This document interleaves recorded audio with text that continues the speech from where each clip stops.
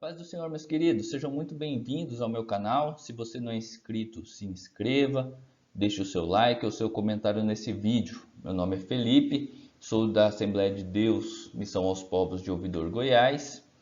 E através dessa videoaula estaremos estudando a lição de número 5 da revista da CPAD, desse primeiro trimestre de 2021, cujo tema é o verdadeiro pentecostalismo. Essa lição vai abordar acerca do fruto do Espírito, o eu crucificado. Deixarei abaixo desse vídeo, no rodapé, nos detalhes do vídeo, um link para acesso a um conteúdo extra aula. Lá eu detalhei cada uma das obras da carne e cada uma das virtudes do fruto do Espírito, a partir do seu original grego, com uma breve explicação e algumas referências bíblicas. Então, você poderá baixar, imprimir, deixar salvo aí para consulta futura e estudar de forma mais aprofundada a partir desse material. Se você tem a revista, te convido a pegá-la. Se não tem, pegue papel e caneta e a sua Bíblia para que você acompanhe essa aula e que Deus nos abençoe e guie para que te dê a iluminação necessária para que você entenda este assunto. O nosso texto áureo vai dizer: ora, o Deus de esperança vos encha de todo gozo e paz em crença, para que abundeis em esperança pela virtude do Espírito Santo. Romanos 15:13. Nossa verdade prática diz: o fruto do Espírito é um dos temas mais vibrantes da vida cristã, pois mostra para o mundo o que o Espírito Santo colocou dentro de cada um de nós. A nossa leitura bíblica em classe está lá em Gálatas, capítulo 5, do versículo 16 ao 26. Faça a sua leitura a partir da revista ou da Bíblia e então acompanhe essa videoaula. A nossa introdução ela vai trazer o seguinte tema: há conflito entre carne e espírito. Por isso, a importância do fruto do Espírito para testemunho poderoso de uma natureza purificada em meio à geração corrompida. O fruto do Espírito é o resultado de uma vida cristã abundante e manifestada no relacionamento entre os irmãos e irmãs na igreja e no lar, na convivência com os descrentes no trabalho e na sociedade. Portanto, a nossa introdução ela vai trazer aqui já uma pincelada sobre o tema. O fruto do Espírito, como já diz a nossa introdução, é o reflexo. Reflexo do quê? Do caráter de Cristo no nosso dia a dia, tá? É o resultado de uma vida cristã abundante no meio da sociedade, no nosso contexto cotidiano. Então, que dentro do nosso serviço, na faculdade, na nossa família, nós venhamos refletir, que nós venhamos aí demonstrar o fruto do Espírito e que as pessoas enxerguem em nós a transformação que o Espírito promoveu. Nesta lição, portanto, entenderemos o que é o fruto do Espírito, a diferença entre os dons e o fruto, e a oposição entre o Espírito e a carne. Então, ao término da lição, nós teremos aí atingido esses 3 objetivos principais. Nosso primeiro tópico vai falar sobre o fruto do Espírito na vida do crente. O crente é alguém que vive sob domínio do Espírito. Logo, o fruto do Espírito é a expressão do Espírito na vida do crente. Trouxe aqui então um desenho para nós entendermos o que é estar sob o domínio do Espírito. Sob vai trazer aí o entendimento de que está debaixo, do Espírito. Então, o Espírito tem o domínio das nossas vidas. Alguém que vive sob o domínio do Espírito, ele vai refletir o fruto do Espírito. Então, para nós entendermos de fato o que é o fruto do Espírito e como ele surge. O fruto do Espírito é o resultado natural de um processo de amadurecimento e a consequência de um processo natural de crescimento espiritual. surge gradativamente dentro de nós como resultado da regeneração.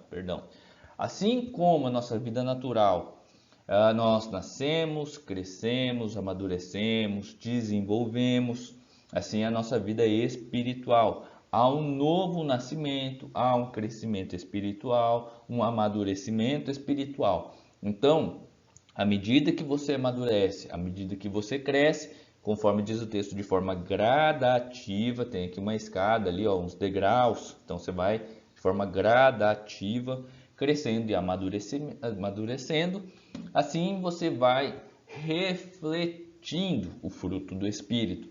Então, resumindo tudo isso, o fruto do Espírito é o reflexo, é o resultado da transformação que o Espírito faz em nossas vidas.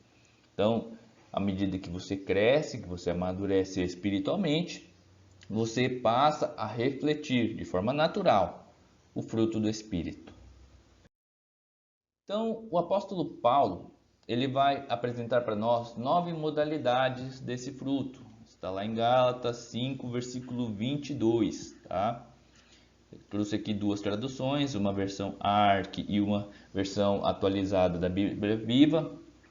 Então são eles: a caridade, o gozo, a paz, a longanimidade, a benignidade, a bondade, a fé, a mansidão e a temperança. Em outra tradução, com o mesmo significado, o mesmo sentido, vai trazer amor, alegria, paz, paciência, retidão, bondade, fidelidade, mansidão e domínio próprio. Então, eu te pergunto, em meio a um conflito, em meio aí a uma tensão do seu dia a dia, em meio a uma situação que gerou um certo conflito entre você e um companheiro de serviço ou da faculdade, o que você tem refletido? Você reflete a paciência, a bondade, o domínio próprio, ou você reflete a ira, o ódio? Então, o nosso contexto cotidiano, ele vai nos trazer, de fato, o que nós temos dentro de nós, o que tem dominado as nossas vidas. Então, eu te convido a fazer uma autoanálise a partir desta aula, tá? Pare por alguns minutos e analise o seu cotidiano, o seu dia a dia. O que você tem refletido no seu dia a dia? No trânsito, na faculdade, às vezes você vai comprar alguma coisa no mercado, na padaria. E o que as pessoas têm enxergado na sua vida? Tem visto alguém amoroso, alguém alegre, alguém paciente? Ou o contrário disso tudo?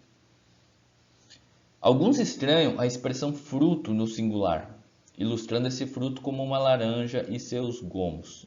Nós muitas vezes, de forma incorreta, chamamos de frutos do Espírito, né? Eu já usei muito esse termo, frutos. Porque os frutos do Espírito, e na verdade, o apóstolo Paulo vai trazer mais o fruto do Espírito, no singular. E cada um dessas virtudes seria um gomo, tá? Então, cada uma dessas virtudes, o amor, a alegria, a paz, é um gomo do mesmo fruto. Então, se autocorrija a partir de agora, tá? Que nós não venhamos mais usar esse termo de forma incorreta. Eu sei que muitas vezes no automático acabamos falando frutos, mas se autocorrija de imediato. Fruto, no singular, pois esse fruto ele é composto, por vários gomos, e cada gomo seria a reflexão, a simbologia de uma virtude. Então, essa forma singular, ela vai sugerir que nela se reproduz a unidade, juntos, união do caráter de Cristo, tá? Então, o caráter de Cristo, ele vai refletir a partir de nossas vidas em meio à sociedade, tá? O fruto do Espírito. E novamente, todas elas são um contraste, né? São a oposição às obras da carne. O fruto que aparece primeiro é o amor, sendo as demais reflexo deste primeiro. O versículo 25 vai trazer algo interessante que diz: se vivemos no Espírito, andemos também no Espírito. Então, ser guiado pelo Espírito significa, na linguagem paulina, vitória sobre os desejos e impulsos carnais. Quer vencer o pecado? Quer dominar a sua carne? Seja guiado, seja sob o domínio do Espírito Santo. É a única forma que nós temos de vencer o pecado. E sobre o amor, lá em Marcos 12, diz, a partir do versículo 30, diz assim: amarás, pois, o Senhor teu Deus de todo o teu coração, de toda a tua alma, todo o teu entendimento, de todas as tuas forças. Este é o primeiro mandamento. E o segundo, semelhante a este, é: amarás o teu próximo como a ti mesmo. Então, o amor é a base de tudo, tá? Aqui eu trouxe um conteúdo que eu localizei na internet, que vai falar sobre o amor, e aqui evidencia ainda mais como o amor ele vai refletir, né, nas demais. O gozo é amor vinculado à alegria, paz é amor em repouso, longanimidade, amor sofredor, benignidade é amor refinado, bondade é amor em ação, fé é amor que confia, mansidão é um amor submisso, e a temperança é o verdadeiro amor em si mesmo. Deus é amor. Então, que nós venhamos aprender a refletir, a andar em amor. O nosso segundo tópico, ele vai abordar a diferença e a relação entre fruto e os dons do Espírito. Há, uma confusão muito grande, principalmente na definição. Se perguntar para você agora o que são os dons e o que é o fruto, você muitas vezes não vai conseguir de forma imediata diferenciá-los, porque no meio pentecostal há muitas vezes ali uma mistura de conceitos e a gente acaba não conseguindo defini-los, de forma clara. Então, primeiramente é importante nós sabermos que a origem de ambos é o Espírito Santo e ambos glorificam a Cristo, tá? Então, isso elas têm em comum. Ambos procedem, têm origem no Espírito Santo. Porém, são totalmente diferentes, tanto em propósito quanto em conceito, tá? O fruto do Espírito são atitudes. Quando nós falamos de amor, de alegria, de mansidão, de domínio próprio, são atitudes do nosso dia a dia. Já os dons são aptidões, capacitações, o falar em línguas, o dom de milagres, de maravilhas, o dom de cura, são capacitações. Se você está na fila do banco e alguém ali começa de alguma forma te provocar, mexer contigo, te tirar ali, vamos dizer, da sua paz, você não vai falar em línguas ou não vai usar um dom de cura. Você vai agir com bondade, ou seja, você vai refletir o fruto. Você vai ter a paciência, você vai ter o domínio próprio. Em um momento de conflito, você vai refletir o fruto do Espírito. Por quê? Porque o fruto do Espírito ele é gerado em nós e ele serve para evidenciar o caráter de Cristo no nosso dia a dia, tá? Já os dons são capacitações que são dadas ao crente para servir a obra. Então, de modo geral, coloquei até em negrito, o fruto ele vai definir o que o crente é. O dom ele vai definir o que o crente possui. O fruto, no final das contas, é uma maneira de se exercer os dons. Eu acho que agora vai ficar bem mais fácil e mais claro para você conseguir explicar, caso alguém te questione, ou até para você estudar acerca de fruto e de dons. Dessa forma, eu acredito que esclareça o tema na sua vida. O nosso terceiro e último tópico, ele vai trazer um tema bem interessante, que é sobre o Espírito e sobre a carne. Então, o que leva o apóstolo Paulo a esse assunto, sobre as obras da carne e sobre o fruto do Espírito, foi o contexto das igrejas da Galácia. Nós sabemos que Paulo, ele conversava com as igrejas, ele ensinava, ele doutrinava e exortava a partir de cartas. a partir dos relatos que chegavam a ele sobre como estava ali aquele contexto. Então,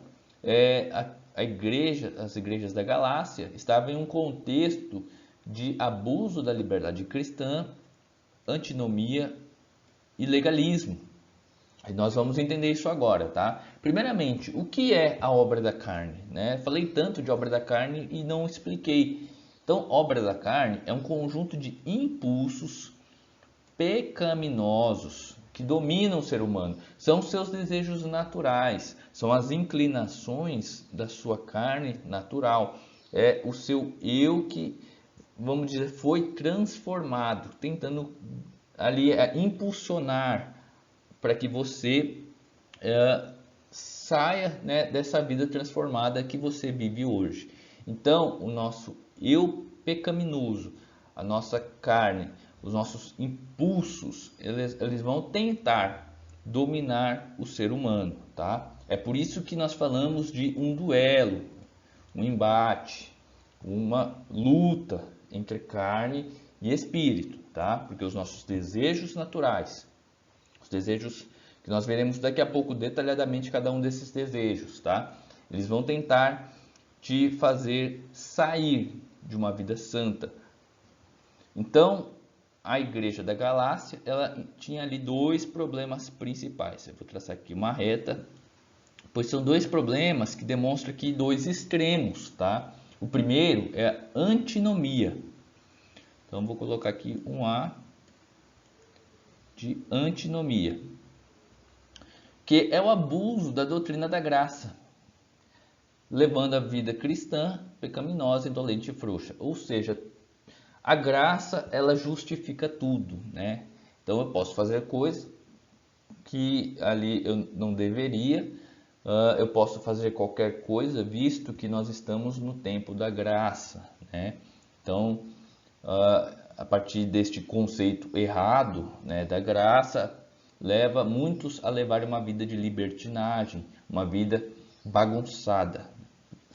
Já o legalismo, vou colocar aqui um L, é um outro extremo, que tende a reduzir a fé cristã aos aspectos puramente materiais e formais. Então, é uma volta à lei mosaica cerimonial que Cristo já cumpriu. Então, de um extremo, vai cumprir rigorosamente, de forma exagerada e sem necessidade, a lei mosaica cerimonial.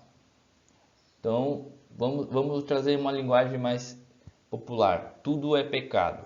Do outro lado, vamos dizer, enxerga de forma exagerada a graça, e aqui o pecado, né, deixa de ter a importância e um peso significante. Então, tudo é liberado. E dessa forma, não havia aqui um equilíbrio, né? Assim, Paulo se vê a necessidade de instruí-los contra as obras da carne e quanto ao fruto do Espírito. Paulo, então, vai nos listar aqui alguns vícios, né, que ele chama de obras da carne, está lá no versículo 19, 20 e 21 de Gálatas 5. E nós que vemos que há pelo menos três principais divisões para essas obras, né, que fica mais fácil o entendimento. Há pecados religiosos, que é a idolatria e a feitiçaria. Pecados sexuais, como a prostituição, a impureza e a lascívia. E pecados sociais, como ódio, contenda, emulações, a ira, as pelejas, as divisões, as heresias, as invejas, homicídios, as bebedices e a glutonaria. Novamente, tem um arquivo aí no rodapé do vídeo, você poderá clicar nele e entender cada um desses temas, tá? Esse é o nosso último slide do terceiro tópico. Espero que até aqui entendido o tema, né? A nossa conclusão, ela vai aqui de forma geral englobar tudo que nós estudamos, mas vou fazer aqui uma síntese. Nós vimos então o conceito de fruto do Espírito, que nada mais é do que o reflexo, né, o resultado do caráter de Cristo na vida do crente a partir da nossa transformação, tá? Da nossa regeneração. Então, o fruto do Espírito, que são 9, né, listados por Paulo, sendo a caridade, o gozo, a paz, a longanimidade, a benignidade, a bondade, a fé, a mansidão e a temperança, são atitudes, conforme nós vimos, atitudes que vão refletir o caráter de Cristo no nosso cotidiano, tá? Paulo também vai nos trazer acerca da oposição, que são as obras da carne. Então, nós vivemos em um duelo, um embate interno entre a carne e o espírito. Cabe, portanto, a cada crente fazer uma análise introspectiva, uma análise interna, uma autoanálise para verificar as suas inclinações, se elas são carnais ou espirituais. Salomão disse que o homem é aquilo que imagina a sua alma. Jesus disse que o homem fala aquilo que o seu coração está cheio. O pensamento de cada ser humano norteia o seu comportamento. Se a mente é carnal, o seu comportamento é carnal. Se a sua mente é espiritual, seu comportamento é espiritual. O que você tem refletido? O seu comportamento ele é carnal ou é espiritual? Quem tem dominado a sua mente? Fica aqui então, para encerramento dessa lição, o questionamento. Quem tem dominado? O espírito ou a carne? Sabemos que somos seres tricótomos. Temos um espírito, somos uma alma que habitamos em um corpo. Então, a sua mente, ela tem sido espiritual ou tem sido carnal? O que você tem pensado? O que você tem falado? O que você tem ouvido? Os lugares que você frequenta? As atitudes que você tem tido no seu dia a dia? Tem refletido o quê? Um caráter transformado, santo? Um caráter cristão? Ou você tem muitas vezes deixado a carne dominar a sua vida? Fica aí para sua reflexão. Que Deus abençoe a sua vida, que essa aula tenha sido valiosa para você. Espero que eu tenha agregado algo de valor à sua vida espiritual, que nós juntos venhamos buscar o crescimento e o amadurecimento, e que dia após dia venhamos refletir o fruto do Espírito.